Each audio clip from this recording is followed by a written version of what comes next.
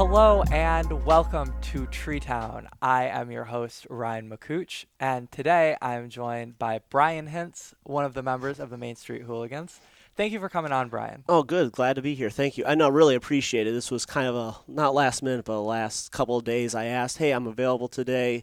Will you have me on? And thank you for accommodating. No problem. I'm glad it worked out. I wasn't sure if we would work it out, but I'm glad we did, and I'm glad your schedule opened up for this. Oh, yeah. We always find a way, don't we? Absolutely. So I always love having the Hooligans on. This is the second time we've had it. We had Brian, Gabby, Alex all on the second episode, I believe. Yeah. And it's always nice to get fan perspectives of the club and how you think about the club. And so, again, thank you for coming on. Greatly appreciate it. For sure. Yeah. Love that you're giving the Hooligans a chance to talk and present ourselves. Absolutely. And much appreciated. We love being on here. Of course. So let's dive in with some of your own personal background. You said you are from Ann Arbor. You've lived here all your life. Yep. Can you talk a little bit about your growing up and how you got into soccer?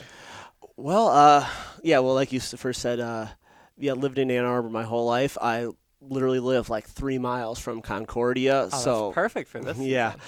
So like everyone's like, oh, how much a big AFC member are you? I'm like, been here all my life, Ann Arbor through and through, I've always been into soccer, a lot of people would say they grew up around college, sometime in adulthood they got into soccer.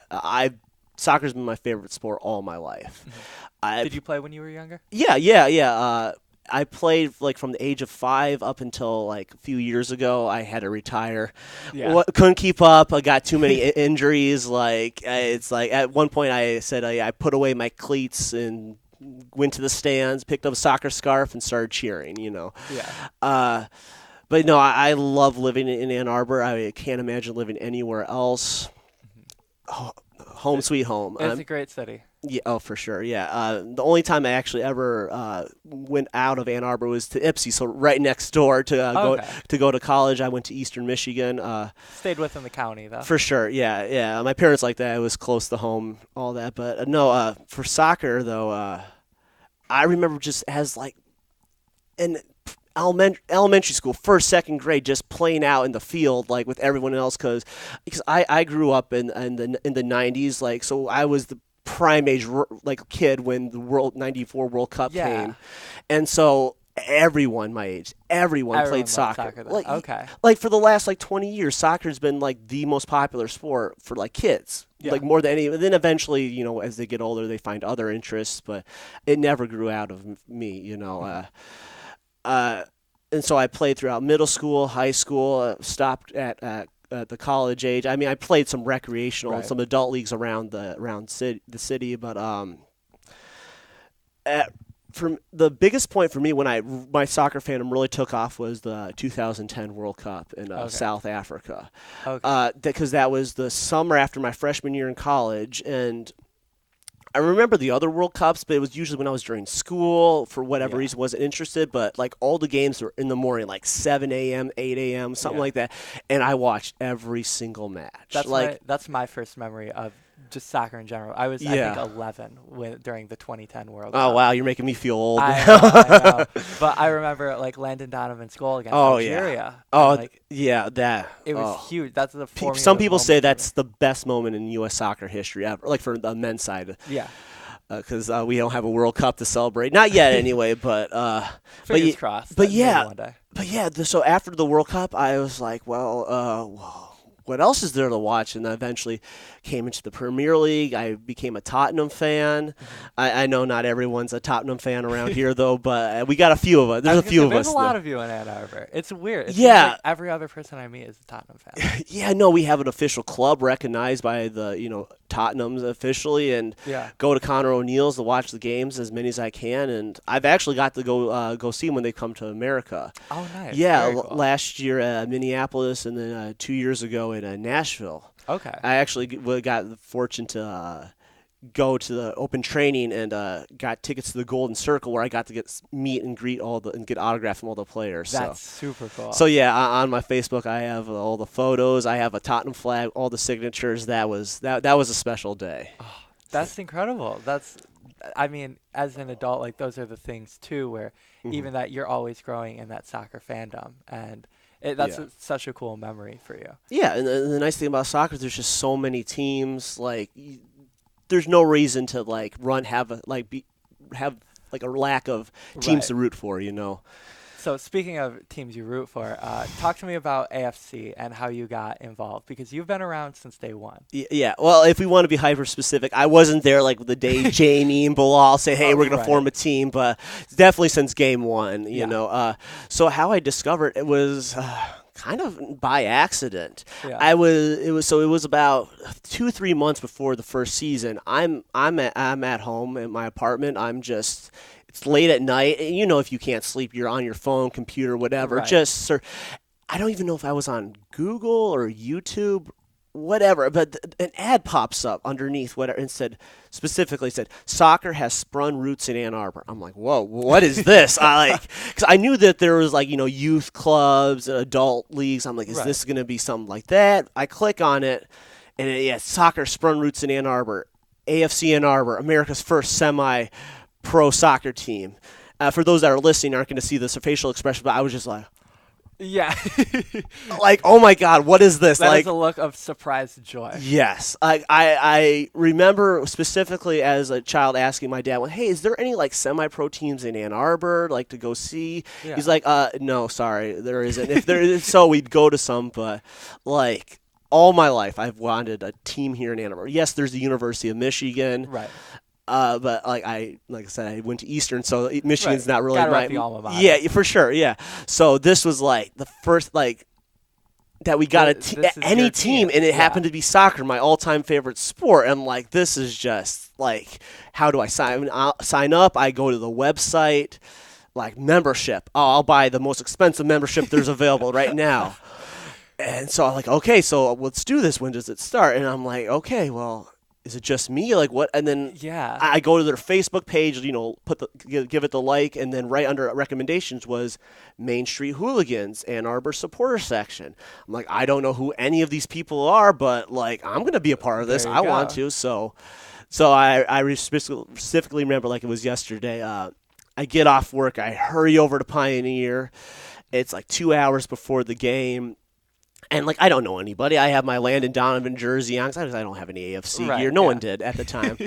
And I get in the parking lot. Okay, you know, I'm going to get ready. And then there's some guys across the parking lot. "Hey, man, you want to come join us?" I'm like, sure. And it happened to be, like, Sean and Steve and some of the original founding members of Main Street Hooligans. And one thing led to another. And, you know, and here you are. Yeah, seriously. Yeah, 4 or 5 years later, like. Now, things have surely changed so much. Absolutely. Are there any like stark changes that you've noticed personally, whether it's within the Hooligans or the club itself? From the hooligan side, we're definitely more organized, and like with the TiVos for traveling to away games, because the first year, like. I love every single year with the hooligan, everything. Like, there's nothing I wouldn't trade away. But the first year, kind of, we're just like, we kind of had the college student section mentality. Like, we're going to shout and say whatever we want, just have fun. And then as the years went on, we're like, we're going to still shout and scream and, you know, say our chants, but we're going to be a little more organized. You know, at this time, we're going to do this song. We're going to have these smoke bombs. We're going to do this TiVo. We're going to have these shirts. And it just, a lot more organization. I mean, for the AFC Ann Arbor side, like having organization and a plan really helps, you know, in the long run, you know. Absolutely. Now, for you personally, you've been able to see the club, as I mentioned, grow from, you know, the Great Lakes Premier League all the way up to the NPSL, and now here heading into season number 5 with the club. Do you have any expectations for the upcoming season?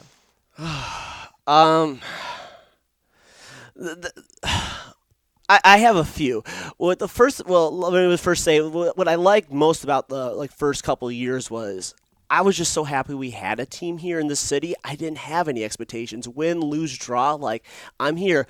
Right. And then I don't want to say it's like a curse though, but now that we're good, like now it's like we have to win now. We have expectations. We went from like, oh, we're just here for soccer, to compete. Now it's like now you have those goals that you want we're one of the best teams in the country. No other team in the NPSL has won the regular season last 2 years in a row. We're only one of two teams to have made the round of 16 3 straight years. Like that, we're an elite company now. Like like we have those expectations that we're going to compete, and we're going to be good, we're going to be great. We're going to be the team that everyone fears, like Grand Rapids, Detroit, Kalamazoo. We're that team on the schedule, like, oh, we got to be ready for this game. And we're not just like, oh, it's just another team. No, this is the game to play. And so, when you have that target on your head, you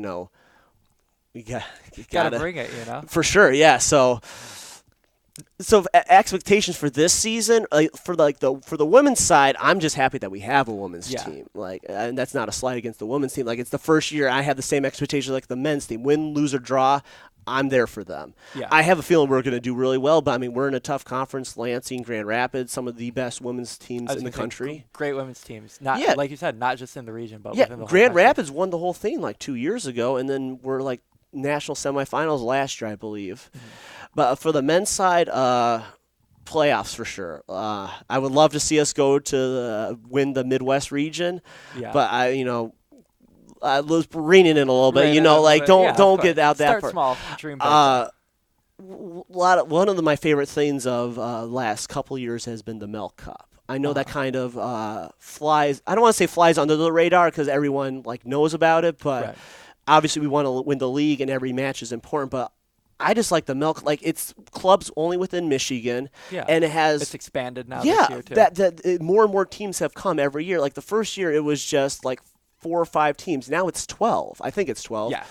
And it's not just Ann Arbor and Grand Rapids. It's the lot smaller clubs too. So plus you also have Flint City coming in. To bring in some a more quote unquote national flair with the USL. Oh, for sure. Yeah. And so just playing against these teams, it kind of goes into this thing about being a community.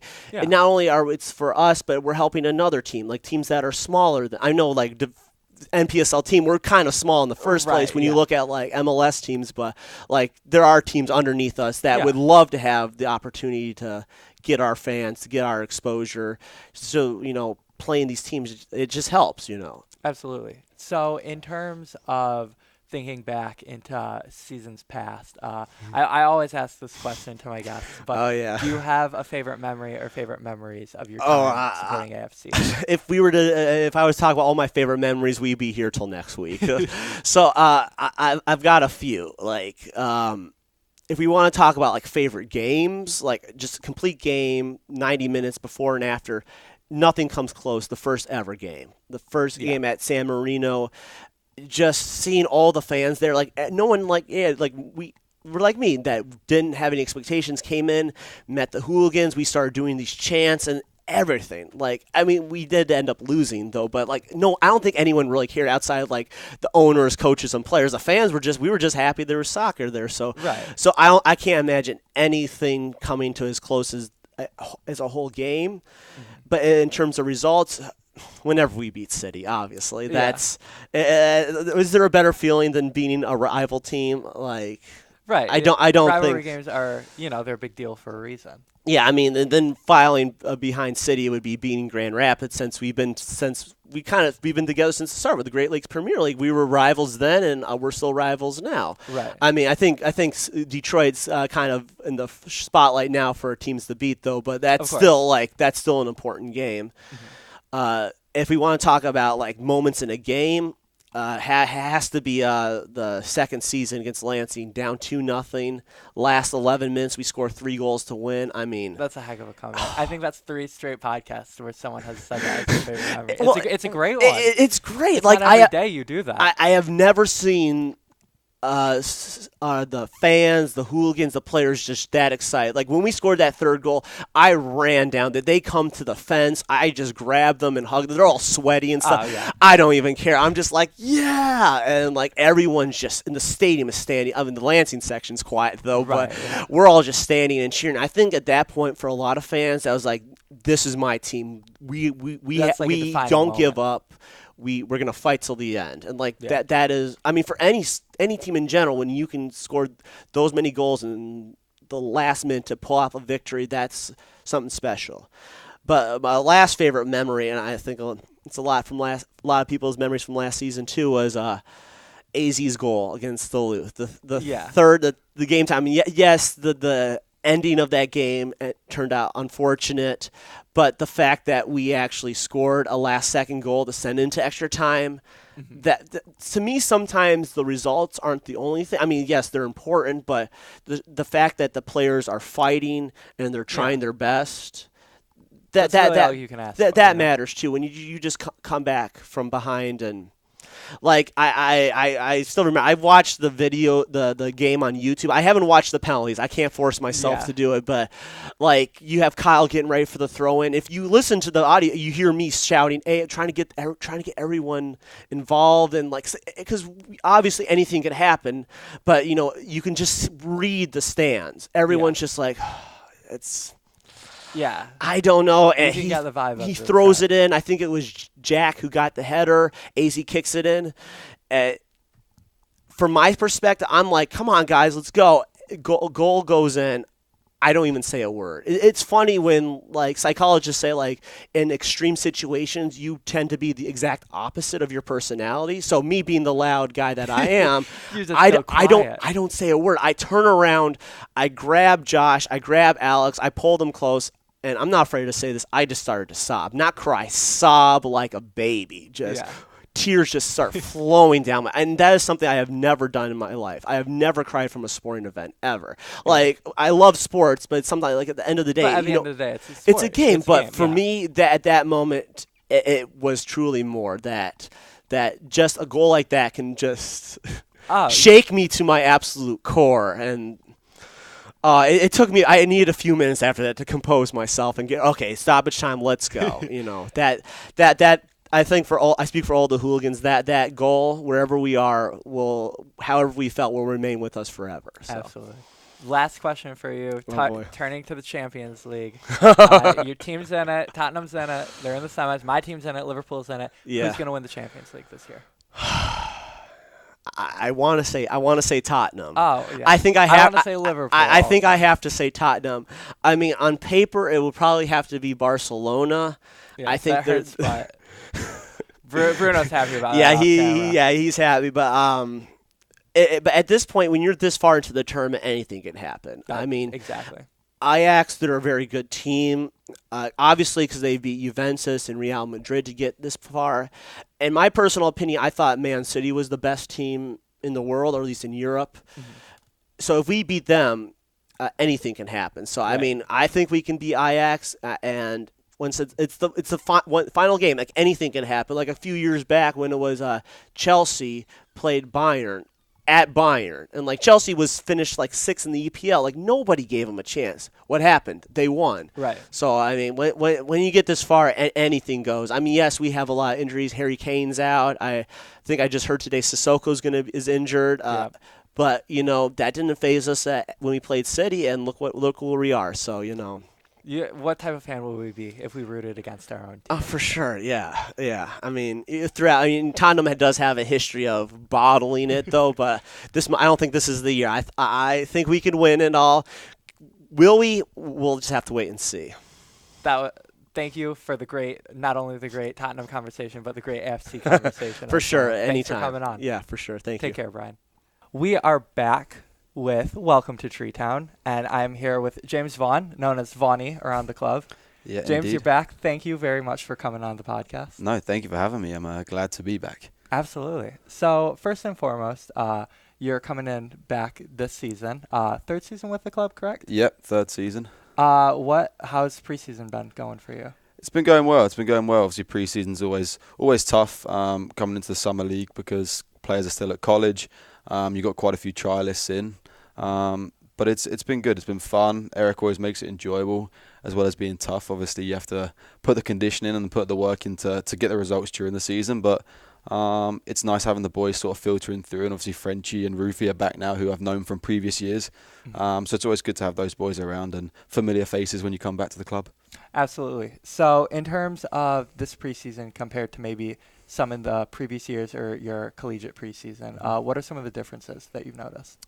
There's a few differences. I think that the biggest one is obviously when you go to college, a lot of times you tend to do tour days, which is no one likes to do. No. No one wants to do tour days, but you know you have to do it. And you know you have to get your body in the best shape possible to hit the season running. I think obviously with players not being here and trialists being in, we've only had one session a day, a couple of hours a day, which has been nice. It sort of eases you into the season, which is good. And we played Northwood the other day in a pre-season game, which was obviously good for me to go back to and play my old school and see a few of the boys that I played with. It's always good to get a win over them. But no, that's definitely the biggest thing I think is just having the one-a-days and making sure that you're doing everything right off the field too. It would seem easy just to have your one a day, then be done for the day, and not do anything, not look after your body and not stretch. But I think it's just as important because you have so much more time off and a bigger recovery period that it's vital to make sure that you use that time wisely. Now, the Northwood game, even though it was just a friendly match, it's 90 minutes that you're able to get under your legs. Is that a nice break from like the one-a-day trainings? Do you like getting back out for that? Oh yeah, I think everyone looks forward to game day. I think you enjoy training, but I think everyone, obviously you train for that whole week to play in those games, and especially playing against an old school was definitely nice. But yeah, it's always good to have that break from training and go out and put everything you've put in practice into a game situation and sort of test yourself. And especially in pre-season, you might take a few more risks than you maybe would during the season because you're trying to try things out as a player. Maybe you've learnt some stuff or trying to adapt your game to the way the AFC plays and stuff. So it's always good to get those minutes under your belt and get your legs working the way you want to, ready for the season. Absolutely. So I do want to talk about AFC, but I want to talk a bit about you personally, delving into your background. Oh God. So young James Vaughan, growing up in England, was football always in your life? It was from a very early age. My dad played at a good level, and he sort of brought me through. I think it's brought into everyone in England. It's that our main sport, obviously. So it was always something from the age of 3 I played.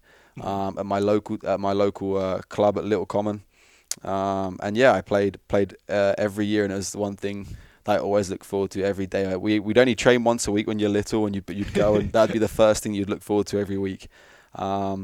But yeah, I grew up at Little Common, and that was a great starting point for me, and I was able to grow through, and obviously had the opportunities here in the US, which I would never thought would be possible growing up.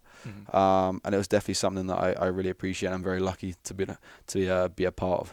Now, going from England over to the States here in Northwood, that's an interesting story. How did that happen?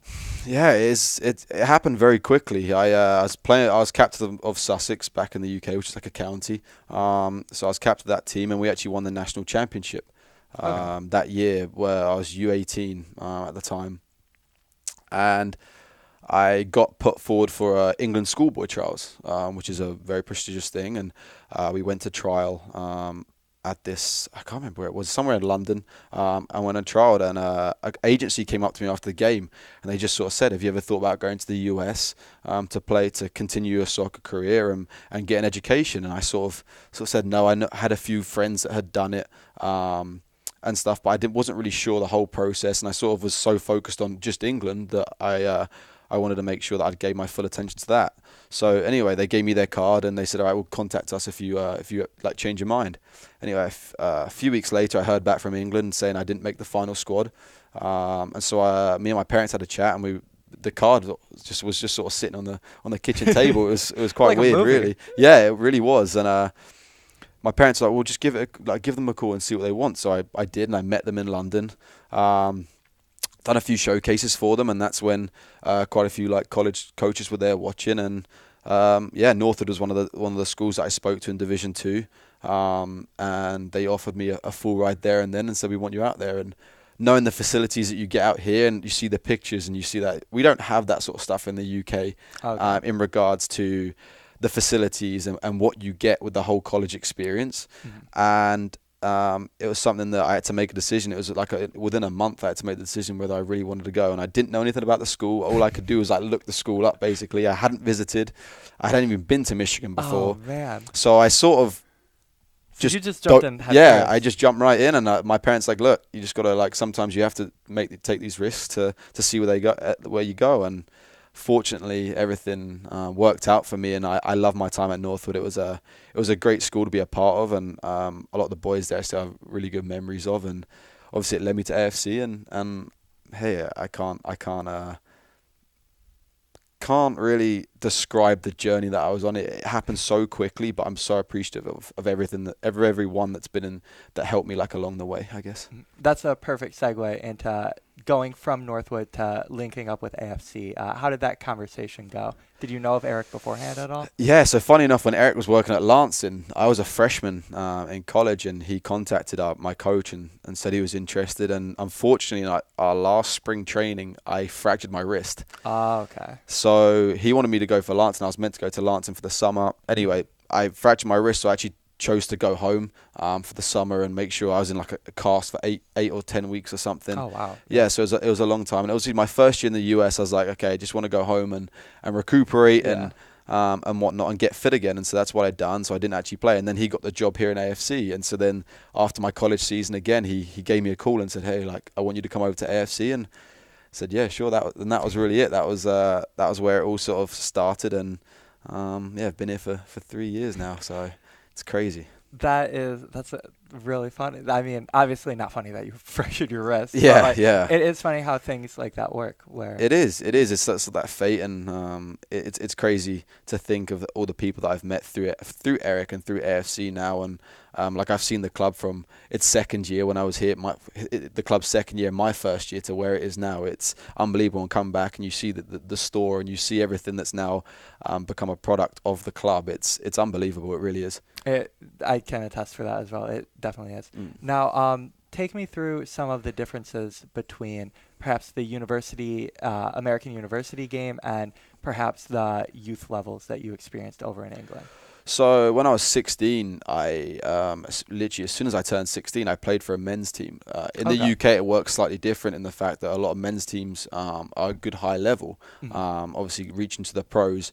So a lot of us English guys end up being you're either in an academy or you're in some sort of youth setup, and then you can go and play for like the men's teams in whatever sort of division you were. And I played for a men's team growing up, and then I actually signed for a club a few divisions higher, and it's just you get to know how I was very small at 16 years old. I was only like 5'5", like I was really small, probably not even 120 pounds.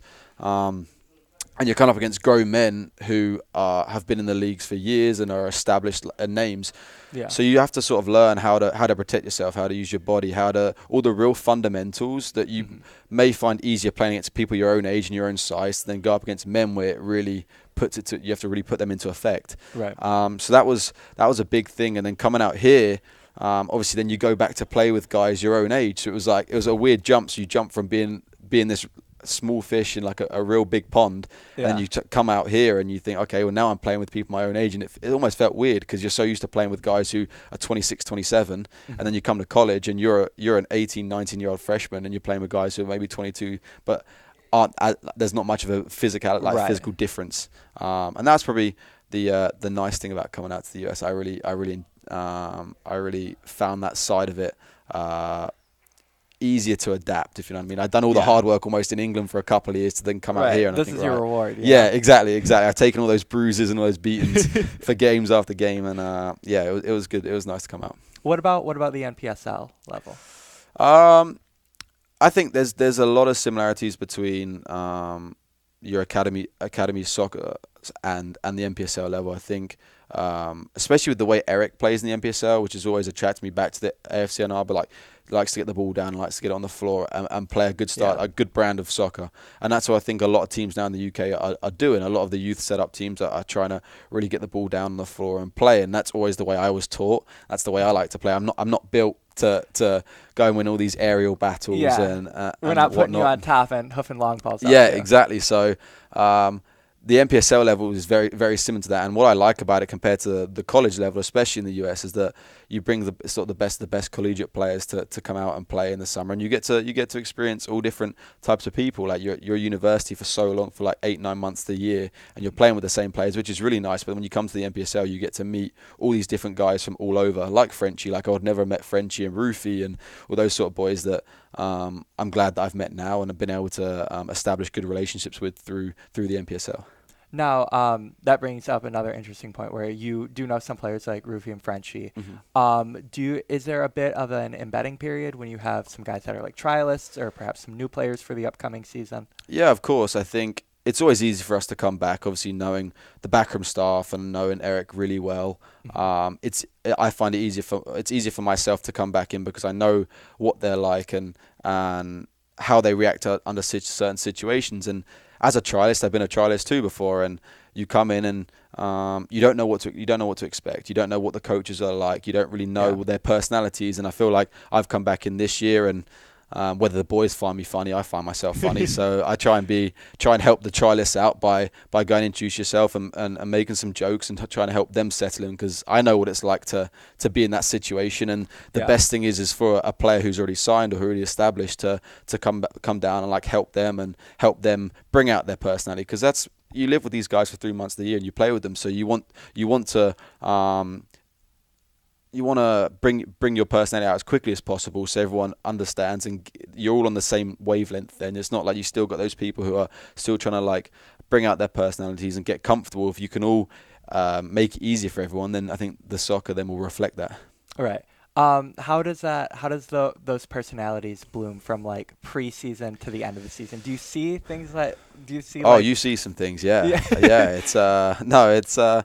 You just get people come out of their shell. Yeah, exactly. Yeah, I think it's one of those things where people start to feel comfortable with anyone, and it's like any working situation. When you feel comfortable with working with people, you're going to bring yourself out, your personality out, and that always helps the team. I think the last year I was here, I remember when we done so well and the team was so united, because even though the guys who weren't getting many minutes maybe on the field were on the bench, and every time we done something well, you could always hear them cheering from the sideline. You could always hear that camaraderie that you need as a player. And I know it's hard sitting on the bench, and you always want to be out there as a player. Like you never want to be on the bench, but it's so good to hear when you hear those guys cheering for you, and they want the best for you and you want the best for them. So that's always nice to come back, especially to a club like this.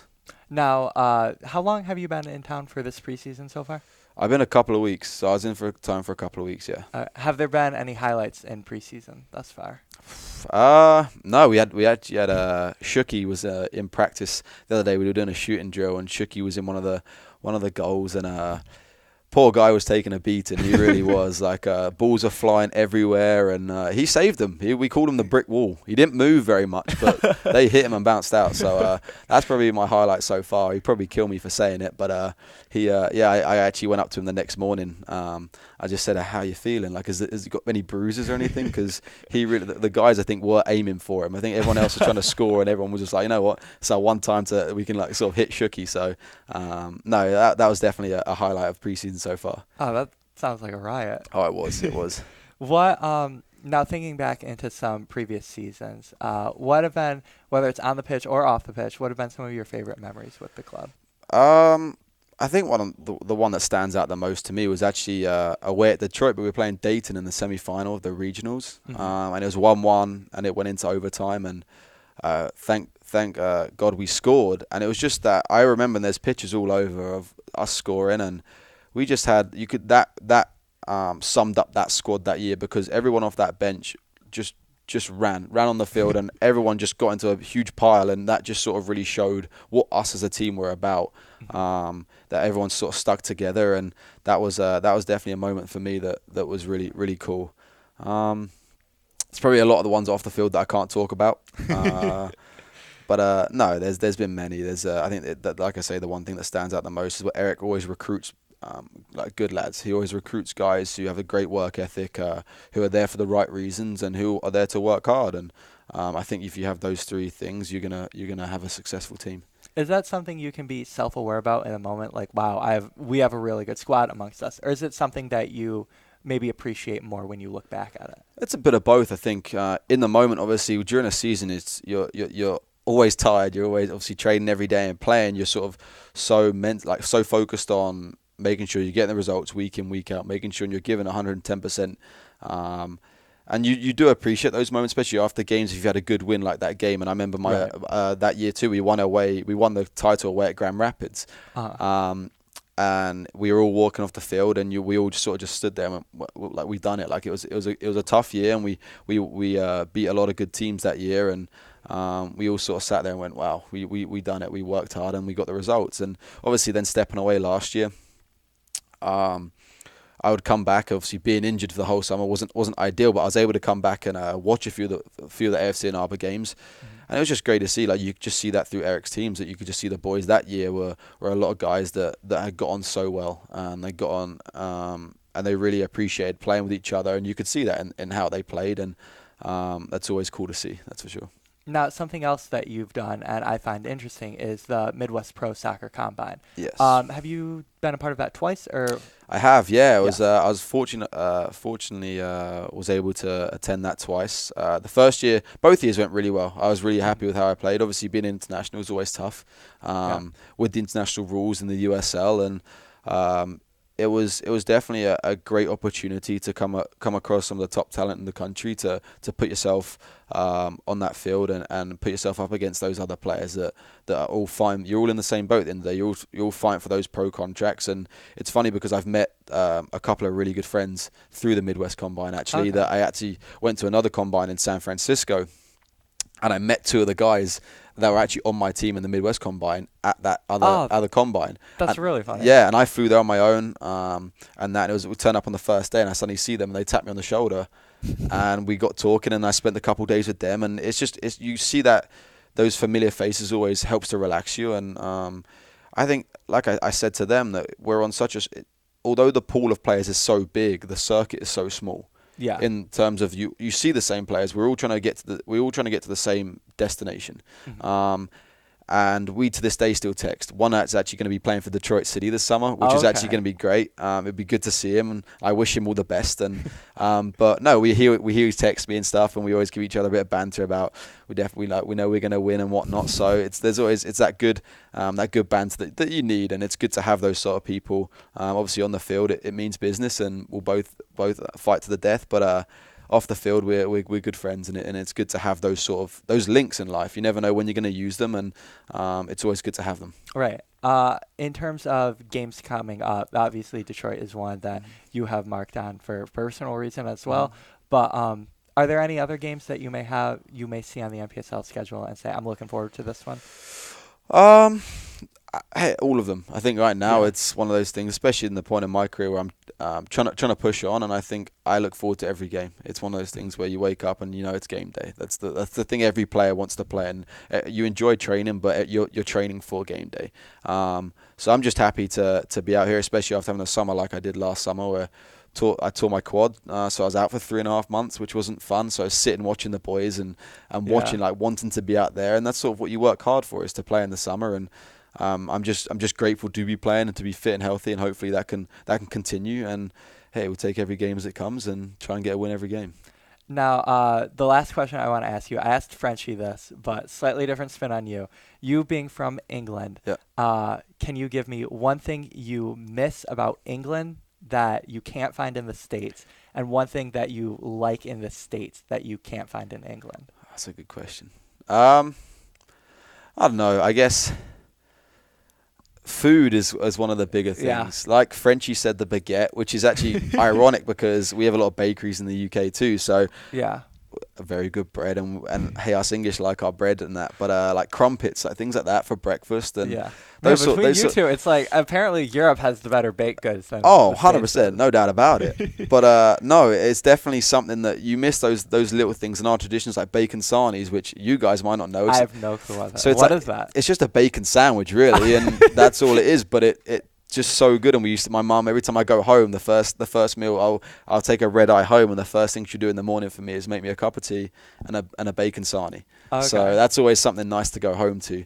And you sort of have those traditions that you have in the UK that I wouldn't do out here. Right. So I sort of get to go home for that. But different in the US, I don't know. I guess if you can relate to food, there's just a hell of a lot of more fast food restaurants. Like I can't Are you a fast believe. food guy? I'm not really. No, I don't really eat much of it at all. So, but it's definitely interesting to see everywhere. Every exit you get off, there's either a McDonald's or something. Yeah, they have the signs where it's like, this is what you got. Yeah, exactly. And it's funny because you drive by them, and I've been on many road trips. You're, no, we won't get off at this exit just yet. There's nothing there we like, and we'll carry on. You gotta keep going. Yeah, especially in college. Like our coaches would always ask. They say, hey, like, where do you want to stop? And you end up stopping at the same places because no one can agree on anything. So the coach just goes, all right, we're going to stop here. Do you have a favorite?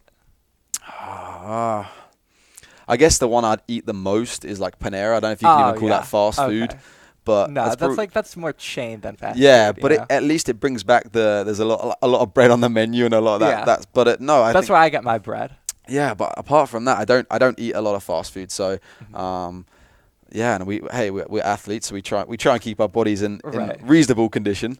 But no, I guess that's what I'd say. I mean, there's a lot of different things about the US, but I love the US. I've been fortunate enough to be here for 4.5 years now. So, and I've loved every minute in Michigan. And like I said, I hadn't visited Michigan before, and the weather, especially, I guess that's another one. Is the weather compared to the UK is unbelievable. Like in the winters you have the snow, which is nice, but then as soon as you get to the summer, you're going to get a nice and hot summer. It's nice and warm. Yeah, so my parents actually come over this summer, so they'll be the first time they come over being summer, so they're going to experience it, and they're actually coming for the Detroit game, so which would be fun. Yeah, it'd be really, really good for them to see what the NPSL is all about. Yeah. I do have one more question for you, specifically relating to Ann Arbor. Okay. Do you have a favorite thing about Ann Arbor? Or a favorite thing to do? Favorite thing to do in Ann Arbor? Like on Vaughan's bucket list, what's item number one? So what I haven't done, I haven't gone, is that the river or something? The Arb. Yeah. I haven't been either. Well, we used to run around, believe it or not, Eric used to make us run around the Arb for a recovery, which was really nice. And then we'd have to, when we had Rodrigo, we had a Brazilian guy here, which I don't know, you weren't here at the time, I don't think, but he was one of our, another coach, and he'd make us go and do our ice bath was in the Arb, so we'd have to go and sit in the thing. But I know everyone does the kayaking down the river, which I haven't done, so that probably would be on my bucket list. But I don't know, like with Main Street and the restaurants, the foods, you have so many choices of food, which is what I like. And I know a lot of the boys like to eat out and go and see the different restaurants, which is always good. But I've been lucky to experience a lot in Ann Arbor. So, but yeah, I'd definitely say I've got to go kayaking or tubing down the river or something on an off day. It sounds pretty nice. Yes, absolutely. I'll have to join you also. Yeah. Swim trunks out and everything. There we go. James, thank you for coming on the podcast with me and talking a bit. Yeah, thank you for having me. Absolutely. And thank you for watching or listening. You can follow us on Twitter at AFC Ann Arbor for all the latest news, and stay tuned into AFCAnnArbor.com. Until next time, I'm Ryan McCooch. Take care.